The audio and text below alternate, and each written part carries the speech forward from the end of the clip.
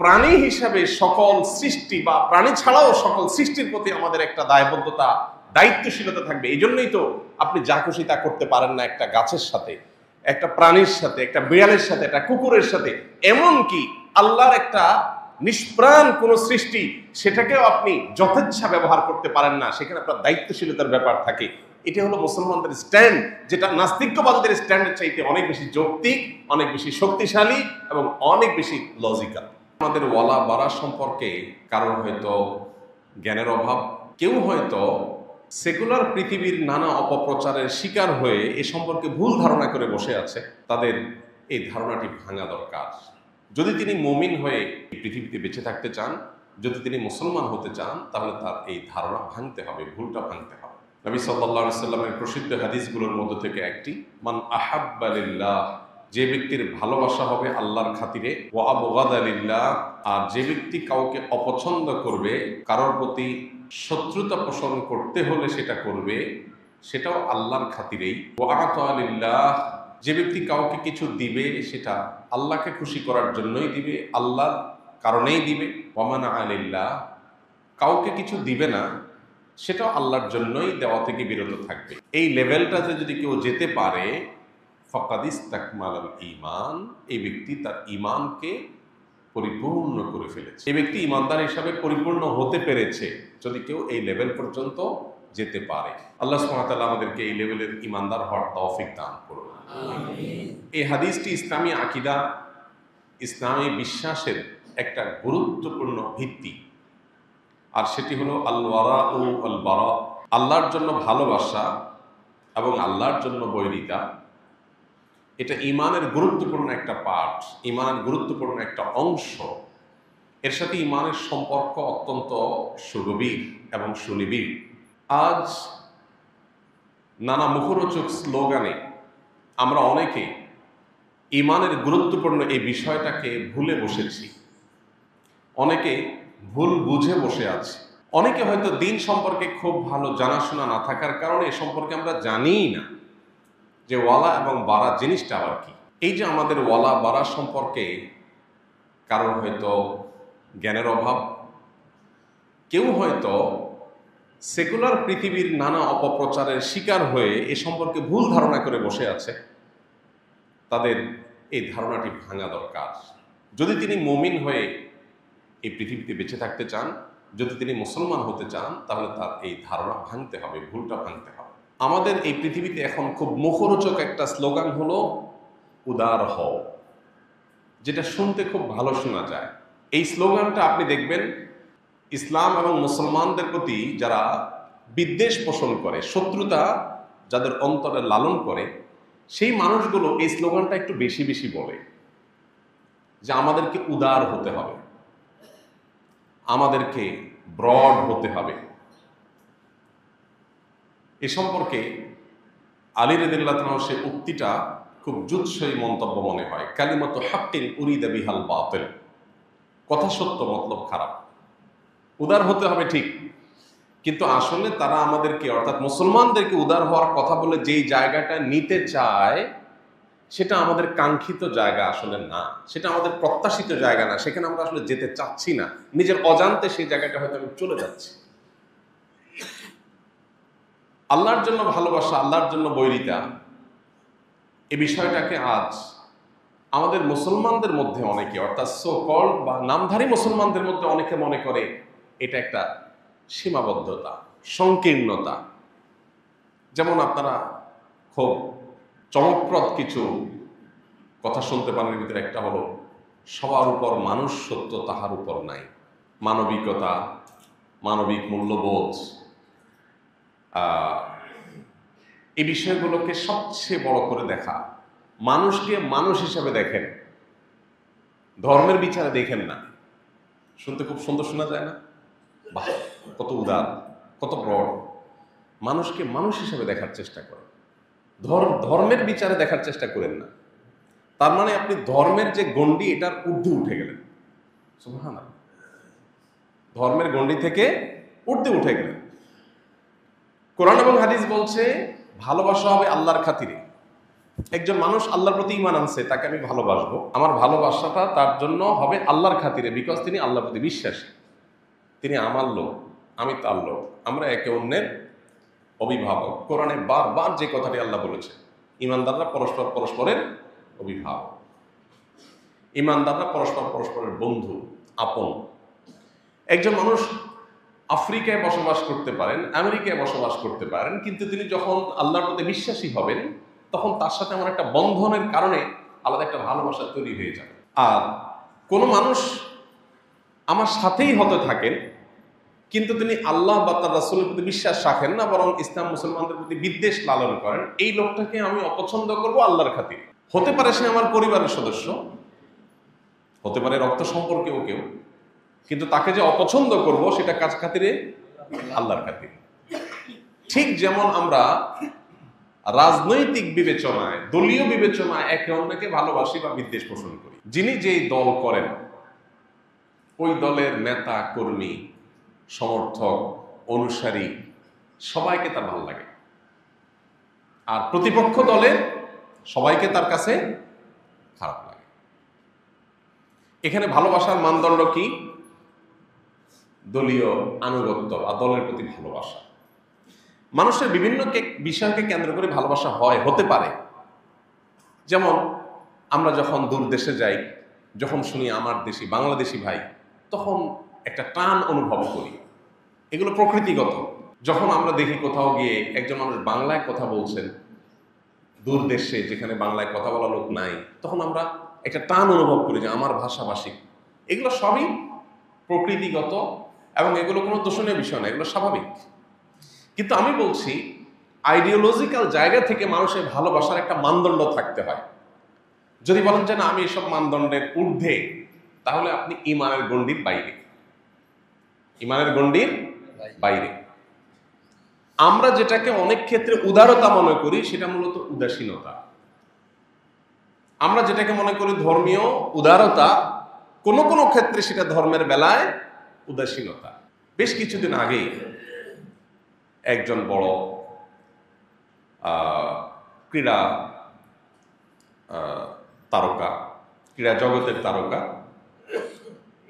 ভিনদেশী, ইংলিশে তার একটা টিভি সাক্ষাৎকার, এটা কোনোভাবে শোনার সুযোগ হয়েছে এবং এটাকে অনুবাদ করে আমরা আমাদের ফেসবুক পেজে প্রচারও করেছি। আমার যতটুকু মনে পড়ে, সাবটাইটেল দিয়ে বাংলায় ওটা আমরা প্রচার করেছি। ভদ্রলোক চমৎকার একটা কথা বলেছেন। উনি তখন অমুসলিম ছিলেন, সম্ভবত খ্রিস্টান ছিলেন। তিনি একটা কথা বলেছিলেন যে ধর্মগুলো যদি শেয়ার বাজারে উঠে এবং এগুলো যদি দর ঠিক করা হয়, তো আমি একজন খ্রিস্টান হলেও ইসলাম ধর্মের শেয়ার আমি কিনব। কেন কিনবেন? উনি বলছেন আমি বাজি ধরে বলতে পারি পৃথিবীতে টিকলে শুধু এটাই টিকবে, আর বাকিগুলো টিকবে না। এবং তিনি অনেকগুলো কথা বলেছেন, বলেন যে আমরা আমাদের পশ্চিমা পৃথিবীতে মেয়েদেরকে উদারতা, স্বাধীনতার নাম দিয়ে যা দিয়েছি, তাতে মেয়েরা ক্ষতিগ্রস্ত হয়েছে, আমরা ক্ষতিগ্রস্ত হয়েছি, ছেলেরাও সবাই ক্ষতিগ্রস্ত হয়েছে। তিনি উদাহরণ টেনে বলছেন যে আপনি যদি সৌদি আরবে যান, তো দেখবেন একজন মেয়ের 8টা 10টা 12টা বাচ্চা। এতগুলো বাচ্চা সামলানোর পরে সে খুব হ্যাপি, তার কোনো দুঃখ নেই। সে এটা বলতেছে না যে আমার স্বামীর সেবা, এতগুলো বাচ্চার খেদমত, এরপরে সংসার, আত্মীয় স্বজন, আমি আর পারতেছি না। কিন্তু এর বিপরীতে আপনি দেখবেন আমাদের পশ্চিমা পৃথিবীতে, তিনি তার তখনকার কথা বলছেন যে পশ্চিমা পৃথিবীতে নারী অধিকার দেওয়ার নাম করে নারীদেরকে যা দেয়া হয়েছে, তাতে তারা ডিপ্রেশন এবং ফ্রাস্ট্রেশন ছাড়া আর কিচ্ছু পায় নাই। শুধু নারীরা না, ছেলেরাও পরিবার ব্যবস্থাপনা ভেঙে পড়ে গেছে, কোনো স্বামী নাই, সংসার নাই, ছেলে মেয়ে নাই, ঝামেলা নেই, তারপর সে ডিপ্রেসড, সে বেঁচে থাকতে চায় না, হতাশা তাকে গ্রাস করে ফেলে, সে মেডিসিন নিয়ে ঘুমাতে চায়, সে মাদক নিয়ে কোনো রকম পৃথিবীর জগৎ থেকে বাইরে গিয়ে সে কোনো রকম বেঁচে থাকতে চায়। এই কঠিন বাস্তবতা কথা তিনি তুলে ধরেছেন এবং সেখানে একটা কথা বলেছেন যেটা আমার মূল আলোচ্য বিষয়, সেটা হলো তিনি বলেছেন যে if you tolerate for everything you are stand for nothing. আপনি যদি সব ব্যাপারে টলারেন্ট হয়ে যান, সব ব্যাপারে যদি বলেন উদার হয়ে যান, তাহলে আপনি আসলে কোনো আইডিওলজি নাই, আপনার কোনো দর্শন নাই, আপনার কোনো অবস্থান নাই, আপনি আসলে আদর্শিকভাবে দেউলিয়া একজন মানুষ। আমাদের সমাজে এখন এই স্লোগানটা বেশ জনপ্রিয় হয়ে উঠছে। পশ্চিমা পৃথিবী থেকে আসছে এটা, সেকুলাররা আমদানি করছে, মুসলমানের সন্তানরা সেটাকে গোগ্রাসে গিলছে। মানুষ হিসাবে দেখেন, ধর্মীয় গণ্ডিতে দেখেন না। শুনতে খুব ভালো শোনা যায়, কিন্তু ভাইরা আমার, যারা এই স্লোগানগুলো বলে, আপনি যদি একটু নিবিড়ভাবে পর্যবেক্ষণ করেন দেখতে পাবেন তারা এই স্লোগানটা মুখে বলে, বাস্তবে হুবহু এর বিপরীতটা তারা করে। মানুষ হিসাবে দেখার এই দৃষ্টিভঙ্গি যদি তারা বিশ্বাসের জায়গা থেকে লালন করত, তাহলে ফিলিস্তিনের মানুষগুলোর বুকে বোম পড়তো না। কারণ ফিলিস্তিনের মানুষগুলো মানুষ, তারা তাদেরকে মানুষ হিসাবে দেখে না। কি হিসাবে দেখে? মুসলমান হিসাবে দেখে। এই জন্য সেখানে বোম পড়লেও তাদের কোনো আফসোস নাই। এই জন্য আমরা যারা মুসলমানের সন্তানরা, ওদের সমস্ত মুখরোচক স্লোগান শুনে আমরা উদার হওয়ার কসরত করছি, অর্থাৎ ধর্মীয় গণ্ডির ঊর্ধ্বে ওঠার চেষ্টা করছি। সবকিছুতে ধর্ম টানাটানের দরকার কি? আমরা মানুষকে মানুষ হিসাবে দেখি, মুসলমান হিসাবে দেখলে তো সীমাবদ্ধ হয়ে যায়। এইরকম মুখরোচক স্লোগানে যারা আমরা আমাদের দিনই গণ্ডি থেকে বের হয়ে যাচ্ছি। এখানে একটা কথা পরিষ্কার করা দরকার, আমরা মানুষকে মানুষ হিসাবে দেখতে নিষেধ করছি না। আমরা এটাও বলছি না যে আমাদের দিন আমাদেরকে বলেছে শুধু মুসলমানদের জন্যই তোমাদের সকল অনুকম্পা মায়া থাকুক, অমুসলমান হলে তাদের জন্য আর কোনো দয়া মায়া থাকবে না, এটা ইসলাম বলে না। এই জায়গাটা আমরা যেন কেউ আবার ভুল না বুঝি। আমার ভালোবাসা, আমার ভালো না বাসা, এটার ভিত্তি হবে আল্লাহ, আল্লাহকে কেন্দ্র করে হতে হবে। আবার যাদেরকে আমি ভালোবাসবো না তাদেরকেও ভালোবাসার সূত্র আছে অ্যাজ এ আল্লাহর সৃষ্টি। সেকুলার পৃথিবী, পুঁজিবাদী এই পৃথিবী আপনাকে বলবে মানুষকে মানুষ হিসাবে দেখতে, আর ইসলাম আপনাকে বলবে মানুষকে আল্লাহর সৃষ্টি হিসাবে দেখতে। পার্থক্য কোন জায়গায়? পার্থক্য হলো, আপনি যখন মানুষকে মানুষ হিসাবে দেখবেন তখন আপনার এই জায়গাটাতে স্রষ্টার অস্তিত্বের কোনো ধারণা আসবে না। আর যখন মানুষকে আপনি সৃষ্টি হিসাবে দেখবেন তখন অটোমেটিকলি স্রষ্টার ধারণা চলে আসবে। শুধু সেটাই নয়, মানুষকে মানুষ হিসাবে দেখার চাইতে মানুষকে সৃষ্টি, আল্লাহর মাখলুক হিসাবে দেখা, এটা আরো ব্রড চিন্তা, এটা আরো প্রশস্ত চিন্তা। কারণ আপনি যখন সৃষ্টি হিসাবে দেখবেন তখন শুধু মানুষ নয়, অন্যান্য প্রাণীদের প্রতি আপনার অনুকম্পার বিষয়টা চলে আসবে।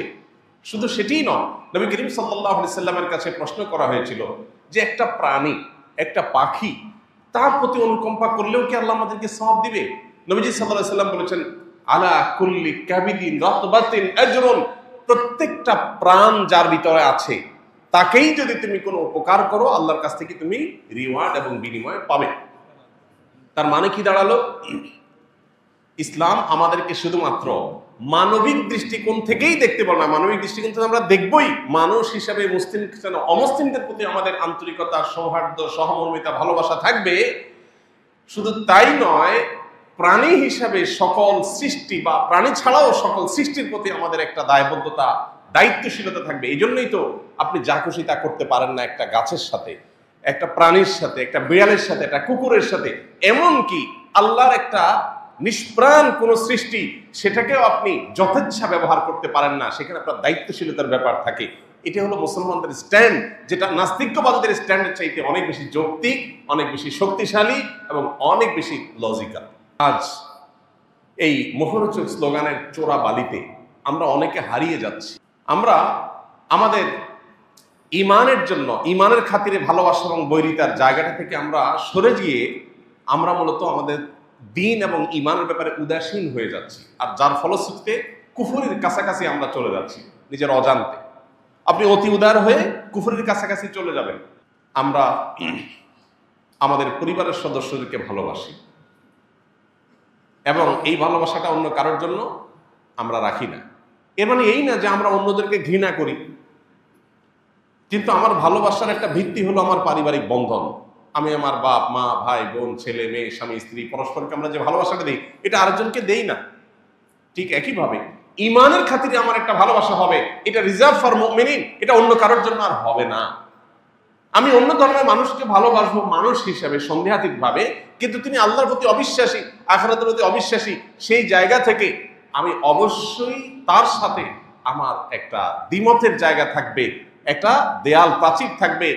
অর্থাৎ ভালোবাসার পাশাপাশি তার সাথে আমার একটা মতের ভিন্নতা, আদর্শগত ভিন্নতার কারণে আমি যে আল্লাহর একত্ববাদ বিশ্বাস করি, তিনি সে আল্লাহর সাথে শিরক করেন, যেটা আল্লাহ সবচেয়ে বেশি অপছন্দ করেন, সেই খাতিরে, সেই কারণে তার প্রতি আমার অপছন্দ, তার আদর্শের প্রতি আমার অপছন্দ লাগা, সেটাও এখানে থাকতে হবে। এখানে আরেকটা মুখরোচক স্লোগান আছে, খুবই হাস্যকর। সেটা হলো সিনেমার ডায়ালগ, পাপকে ঘৃণা করো, পাপীকে না। এটা শুনতে খুব ভালো শোনা যায়, কিন্তু একটা অবাস্তব এবং অযৌক্তিক একটা কথা। কেউ যখন অপরাধ করে তখন অবশ্যই তার অপরাধের মাত্রা অনুপাতে তার প্রতি আপনার ঘৃণা বাই ডিফল্ট আসবে, আসাটা যৌক্তিক এবং স্বাভাবিক। ভাইরা আমার, আল্লাহর জন্য ভালোবাসা, আল্লাহর জন্য বৈরিতা, এটার যদি সর্বোচ্চ লেভেলে কেউ পৌঁছাতে পারে, তিনি ইমানদার হিসেবে পরিপূর্ণ হয়ে যাবেন। আর যদি উদারতার, তথাকথিত উদারতার চোরাবালিতে হারিয়ে গিয়ে আমি আমার ইমানই ভালোবাসা, হুব লিল্লাহ বুগজ লিল্লাহ, আল্লাহর জন্য ভালোবাসা, আল্লাহর জন্য বৈরিতা, এইটাকে যদি আমি এস্টাবলিশ করতে না পারি, তাহলে আমি ভালো মুসলমান কখনোই হতে পারবো না। এই জিনিসটা প্রকাশ কিভাবে ঘটবে? আল্লাহর জন্য ভালোবাসি, আল্লাহর জন্য ভালো না বাসি, প্রকাশ কিভাবে ঘটবে? ওই যে হাদিসে আসছে পরের অংশে, ও আতালিল্লাহ ওয়া মানা আলিল্লাহ। আপনি একটা জায়গায় একটা লোককে টাকা দিয়েছেন, কেন দিয়েছেন? কারণ তিনি একটা ভালো কাজ করবেন, যাতে আল্লাহ খুশি হবেন। আরেক জায়গায় টাকা দেওয়ার অপশন আছে, বাট আপনি দিচ্ছেন না কেন? কারণ এখানে দিলে আল্লাহ নাখোশ হবেন, অসন্তুষ্ট হবেন, সেজন্য আপনি দিলেন না। আপনি কাউকে ভালোবাসলেন কেন?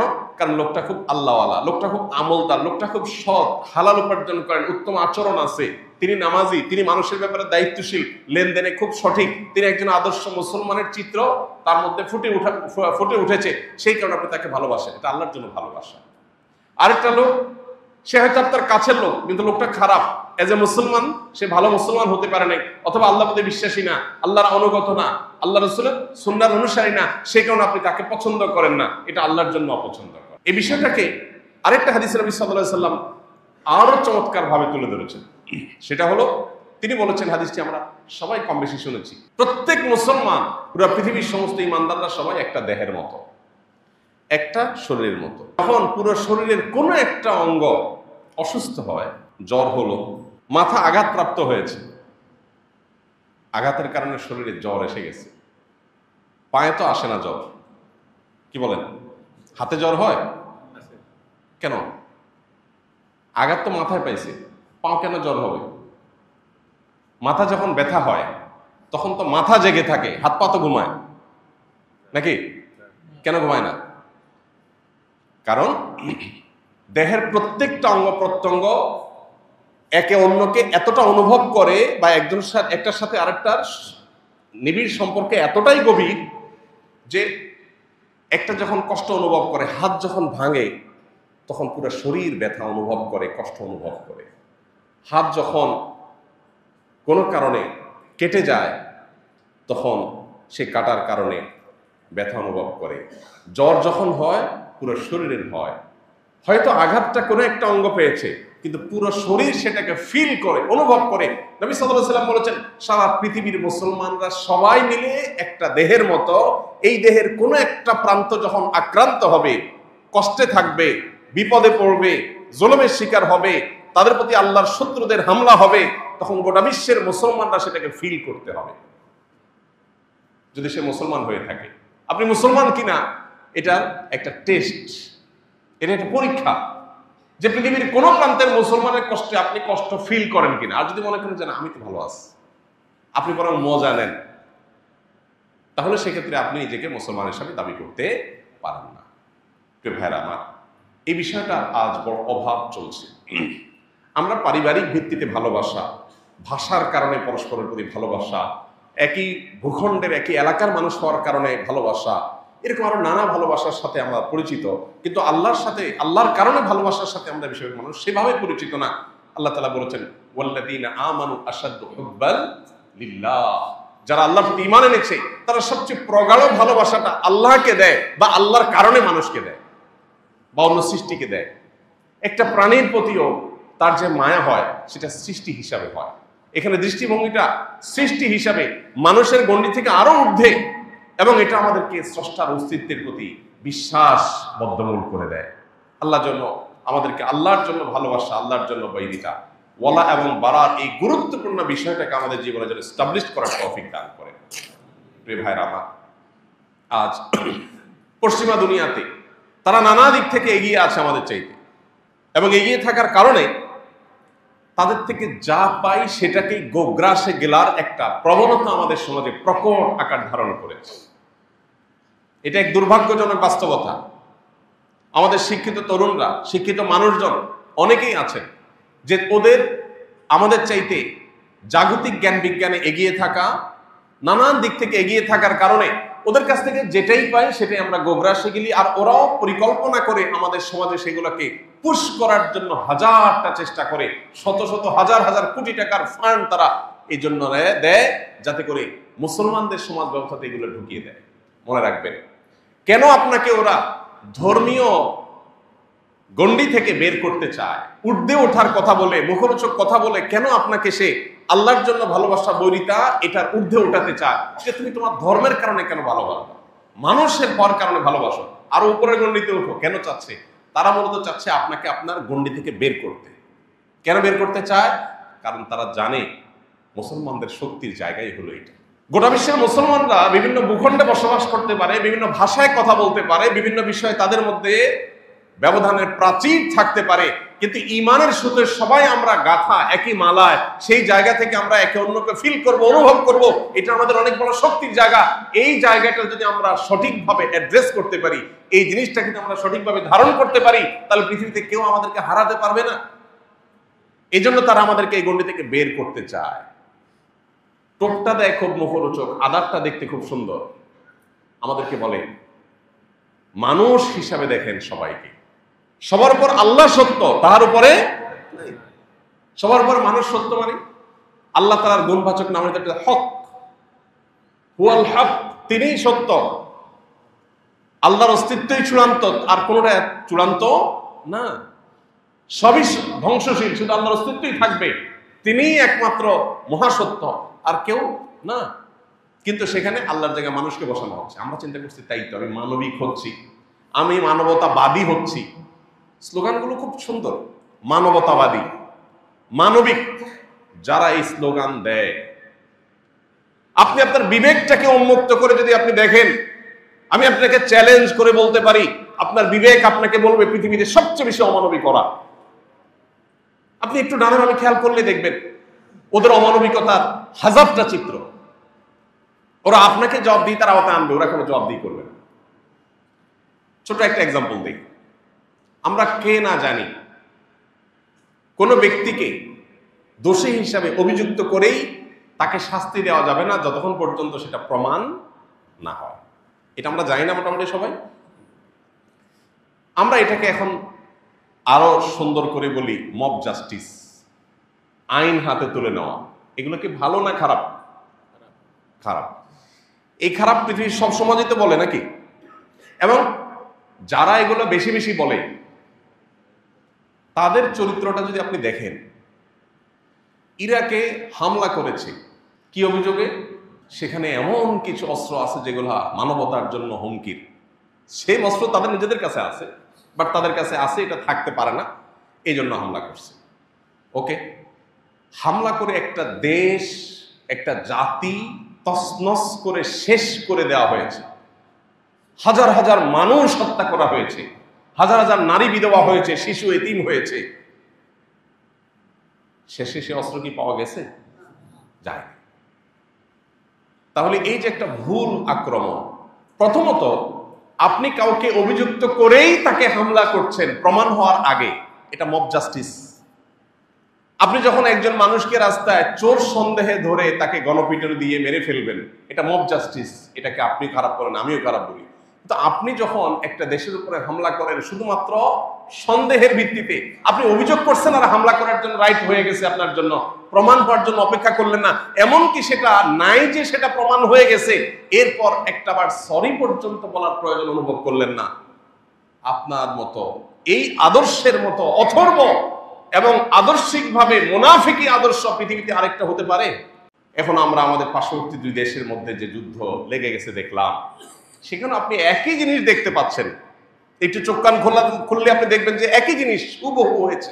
যে এখানে আপনার অভিযোগ যে আমার দেশে দুর্ঘটনা ঘটেছে, হামলা হয়েছে, এটা তুমি করেছো, এই অভিযোগের ভিত্তিতে আমি সেখানে হামলা শুরু করলাম। সেটা প্রমাণ হওয়ার কোনো প্রয়োজন নাই, ন্যূনতম কোনো সেটা আপনার যৌক্তিক এবং সেটা প্রমাণিত এটাকে সাব্যস্ত করার কোনো প্রয়োজন অনুভব করলাম না। তাহলে যারা আমাদেরকে বলছে যে মব জাস্টিস করা ঠিক না, আইন হাতে তুলনা ঠিক না, তারা কিন্তু সারাদিন এই কাজটা করছে। এরকম আপনাকে অন্তত 10টা এক্সাম্পল দেওয়া যাবে, যে এক্সাম্পলগুলো দেখে আপনার বিবেক আপনাকে বলবে পৃথিবীতে সবচেয়ে বড় ভণ্ড, সবচেয়ে বড় প্রতারক ওরা, যারা সারাদিন আমাদেরকে মানবিক হওয়ার, মানবতাবাদী হওয়ার সবক শোনায়। ইসলামের চাইতে বড় মানবতাবাদিতা, ইসলামের চাইতে বড় মানবিকতা, ইসলামের চাইতে বড় সৃষ্টির প্রতি সহনশীলতা অন্য কোনো জীবন দর্শনের নাই। যেগুলো আছে সেগুলো মুখরোচক এবং বাহ্যিক দৃষ্টিকোণ থেকে ভেতরে অন্তঃসার শূন্য।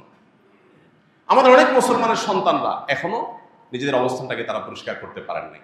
তারা এখনো আজকের এই বিশ্ব পরিস্থিতিকে বিবেচনা করে, মূল্যায়ন করে কোনটা সঠিক কোনটা বেঠিক সেটা ধরতে পারেন নাই। দেখবেন যে অনেক মুসলমানের সন্তান মুসলমানদেরকে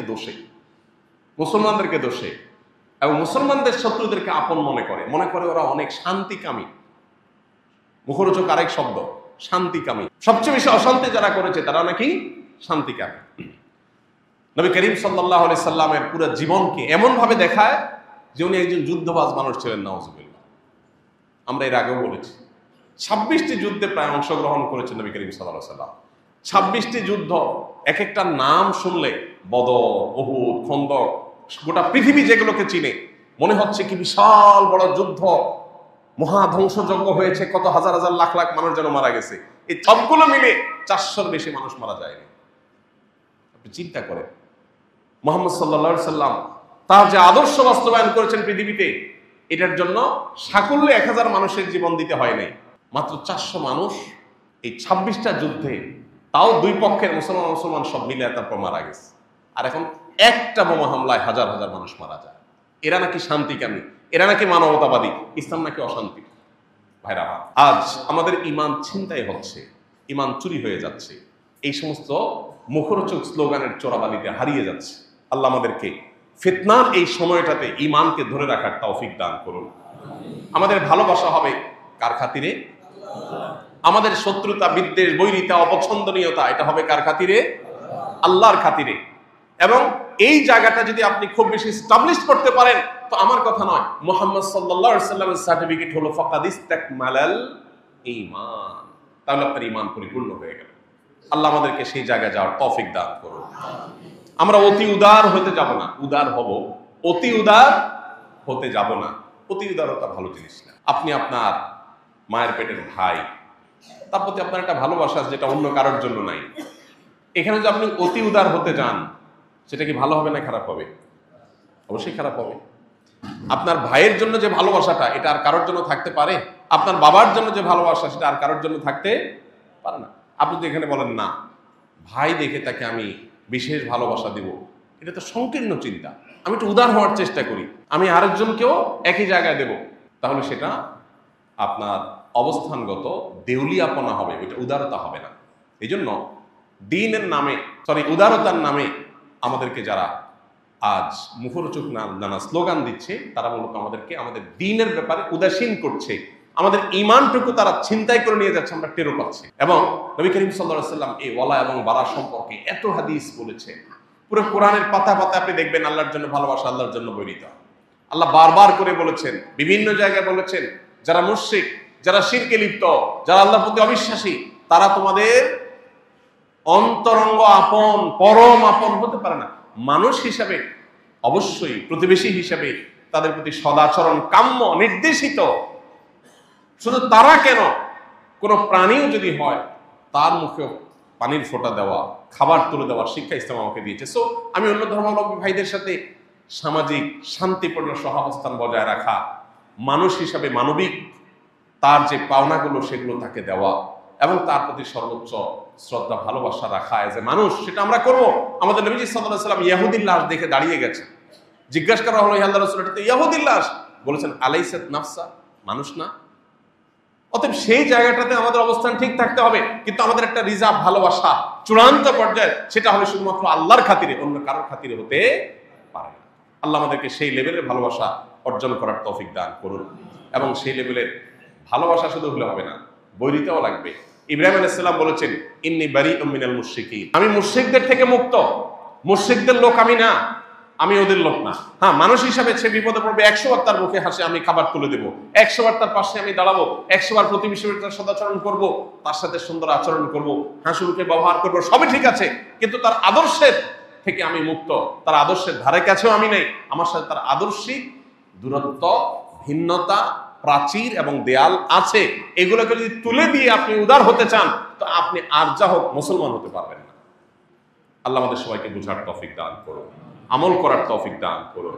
গোটা বিশ্বের কোথাও মুসলমান আক্রান্ত হলে আমি কষ্ট পাবো, মুসলমানের দুঃখে আমি দুঃখী হব, মুসলমানের সুখে আমি সুখী হব, মুসলমানের কল্যাণকামী হব, তার বিজয় প্রত্যাশী হব, তার ভালো চাইব, সেটা পৃথিবীর যে প্রান্তের মুসলমানই হোক না কেন। আমি মানবিকতার জায়গা থেকে অন্য ধর্মের মানুষের প্রতি আমার সহমর্মিতা থাকবে। শুধু তাই নয়, মানবিকতার আরো ঊর্ধ্বের গণ্ডিতে গিয়ে সৃষ্টি হিসাবে যে কোনো সৃষ্টির প্রতি আমি দায়িত্বশীল আচরণ করব।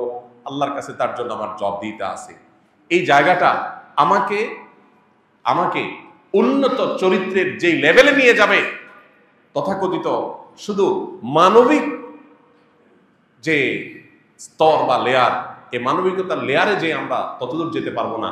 সৃষ্টি হিসাবে যখন আমরা দেখব গোটা পৃথিবীকে, সৃষ্টি জগৎকে এবং আমাদের সবাইকে, তখন আমাদের দায়িত্বশীলতার পরিমাণটা আরো বাড়বে। কিন্তু দিন শেষে অ্যাজ এ মুসলিম আমার ভালোবাসাটা আল্লাহর খাতিরে রিজার্ভ থাকতে হবে।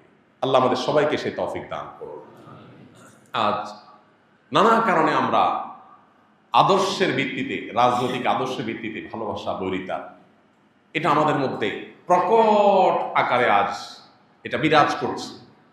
এটা আমাদের সবার কাছে ক্রিস্টাল ক্লিয়ার যে আমরা রাজনৈতিক বিভিন্ন মতাদর্শের ভিত্তিতে আমাদের ওয়ালা এবং বারাকে আমরা ভালোবাসা এবং বৈরিতাকে আমরা স্টাবলিশড করে ফেলেছি। এবং আল্লাহর জন্য ভালোবাসা, বৈরিতাকে বোঝার জন্য আমাদের দেশে প্রচলিত রাজনৈতিক এবং দলীয় মতাদর্শের ভিত্তিতে যে ভালোবাসা, বৈরিতা, এটা সবচেয়ে উত্তম উদাহরণ। বোঝার জন্য এটা সবচেয়ে ভালো জায়গা। অতএব এখান থেকে বুঝে এই জায়গাটাই শুধু আল্লাহ তার রাসূলের জন্য আমি যদি রিজার্ভ করে ফেলতে পারি, দ্যাটস এনাফ। আমার ভালো মুসলমান হওয়ার জন্য এটাই যথেষ্ট হবে ইনশাআল্লাহ। আল্লাহ রাব্বুল আলামিন গোটা বিশ্বে মুসলমানদের জন্য কল্যাণ হয় সেরকম কাজ আমাদেরকে করার তৌফিক দান করুন।